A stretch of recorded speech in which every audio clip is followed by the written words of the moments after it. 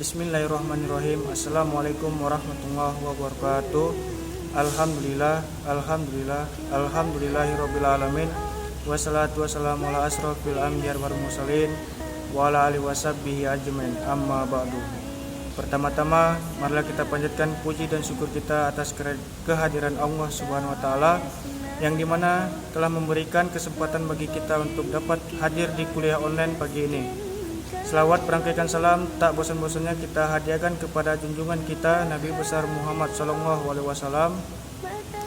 Yang saya hormati Bapak Indra Satya Pohan MPDI selaku dosen mata kuliah materi PAI, dan yang saya banggakan teman-teman sekalian.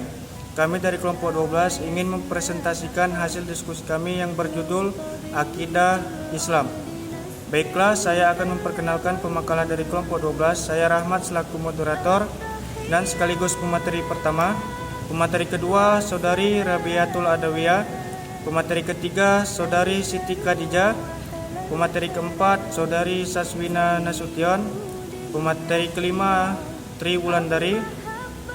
Baiklah, kami harap teman-teman sekalian dapat mendengarkan dengan baik yang akan kami sampaikan dan kami bacakan satu persatu, dan di akhir materi kami akan membuka sesi tanya jawab. Pengertian akidah. Secara etimologis, kata akidah berasal dari bahasa Arab. Akidah berakar dari kata akada yakidu akdan akidatan. Akdan berarti simpul, ikatan, perjanjian, dan kokoh. Setelah terbentuk menjadi akidah, berarti keyakinan.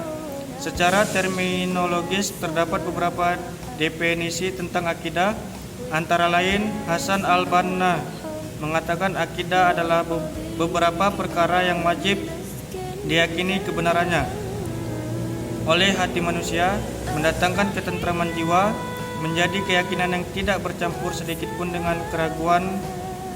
Sedangkan menurut Abu Bakar Jabir al-Jazairi, sebagaimana dikutip Yunahar Ilas, mengatakan akidah adalah sejumlah kebenaran yang dapat diterima secara umum oleh manusia berdasarkan akal, wahyu, dan fitrah. Kebenaran itu dipatrikan di dalam hati serta diyakini kesahihannya secara pasti, dan ditolak segala sesuatu yang bertentangan dengan kebenaran itu. Dengan demikian dapat dipahami bahwa dalam pengertian umum, akidah adalah ilmu yang mengkaji persoalan-persoalan dan eksistensi Allah. Berikut seluruh unsur yang tercakup di dalamnya: suatu kepercayaan Tuhan yang Maha Esa beserta ajarannya. Selanjutnya akan dikemukakan bahwa akidah Islam adalah suatu sistem kepercayaan Islam yang mencakup di dalamnya keyakinan kepada Allah dan jalan memahami nama-nama dan sifat-sifat, keyakinan terhadap malaikat, nabi, serta kitab-kitab suci. Dalil atau argumentasi dalam akidah. Di dalam akidah terdapat dua dalil ataupun argumentasi, yaitu dalil akli. Dalil akli adalah dalil yang didasarkan kepada penalaran akal yang sehat. Orang yang tidak mampu mempergunakan akalnya karena ada gangguan, maka tidak dibebani untuk memahami akidah. Segala yang menyangkut dengan akidah, kita tidak boleh meyakini secara ikut-ikutan, melainkan berdasarkan keyakinan yang dapat dipelajari sesuai dengan akal yang sehat. Yang kedua, dalil nakli. Dalil nakli adalah dalil yang didasarkan pada Al-Quran dan Sunnah. Walaupun akal manusia dapat menghasilkan kemajuan ilmu dan teknologi, namun harus disadari bahwa betapapun kuatnya daya pikir manusia, ia tidak akan sanggup mengetahui hakikat zat Allah yang sebenarnya. Manusia tidak memiliki kemampuan untuk menyelidiki hal yang gaib. Untuk mengetahui yang gaib, kita bisa merujuk pada wahyu Allah. Wahyu itulah yang disebut dengan dalil nakli. Dalil nakli itu bersifat pasti, kebenarannya mutlak, serta berlaku untuk semua ruang dan waktu. Dalil nakli ada dua, yaitu Al-Quran dan hadis Rasul. Hal-hal yang tidak dapat dijangkau oleh akal, cukup diyakini kebenarannya tanpa harus membuktikan dengan akal. Termasuk ke dalam bagian ini adalah hakikat hal-hal yang gaib, seperti kiamat, alam barzah, alam mahsyar, surga, neraka, malaikat, dan lain sebagainya. Dalil atau argumentasi dalam akidah. Di dalam akidah terdapat dua dalil ataupun argumentasi, yaitu dalil akli. Dalil akli adalah dalil yang didasarkan kepada penalaran akal yang sehat. Orang yang tidak mampu mempergunakan akalnya karena ada gangguan, maka tidak dibebani untuk memahami akidah. Segala yang menyangkut dengan akidah, kita tidak boleh meyakini secara ikut-ikutan, melainkan berdasarkan keyakinan yang dapat dipelajari sesuai dengan akal yang sehat. Yang kedua, dalil nakli. Dalil nakli adalah dalil yang didasarkan pada Al-Quran dan Sunnah. Walaupun akal manusia dapat menghasilkan kemajuan ilmu dan teknologi, namun harus disadari bahwa betapapun kuatnya daya pikir manusia, ia tidak akan sanggup mengetahui hakikat zat Allah yang sebenarnya.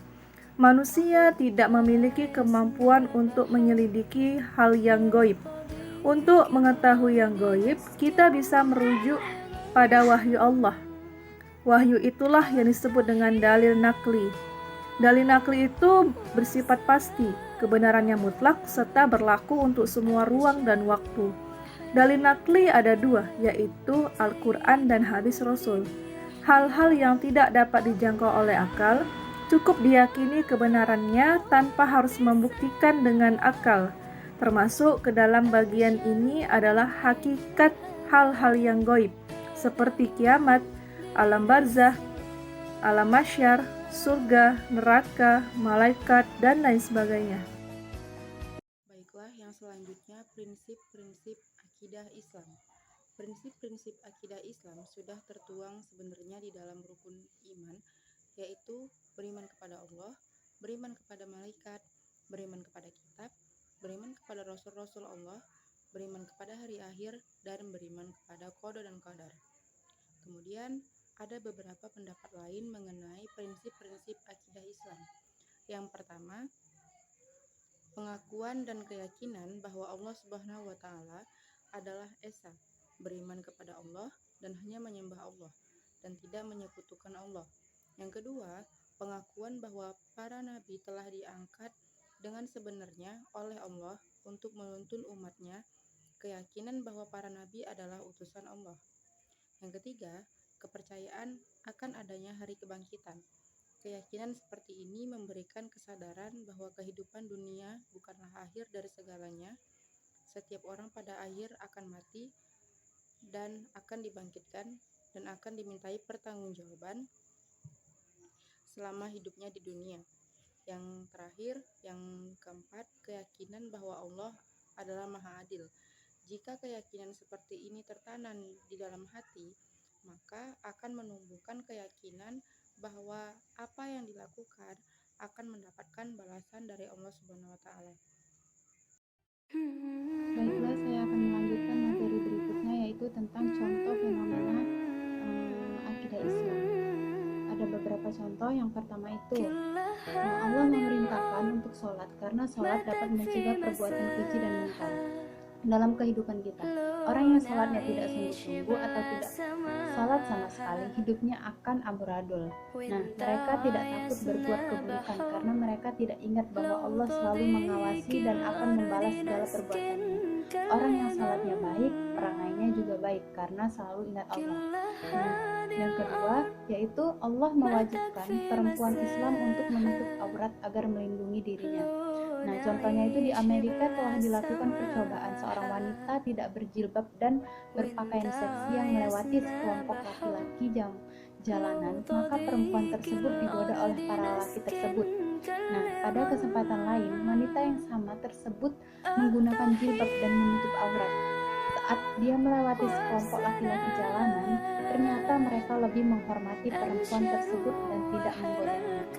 Nah, adapun yang berikutnya yaitu Allah melarang manusia memakan daging babi karena ternyata setelah diteliti dalam daging babi terdapat banyak racun dan penyakit. Nah, yang terakhir Allah melarang manusia mendekati bahkan melakukan zina karena dapat mengundang pertengkaran dan bahkan penyakit menular yang sangat berbahaya. Mungkin itu saja yang dapat saya sampaikan. Lebih dan kurangnya saya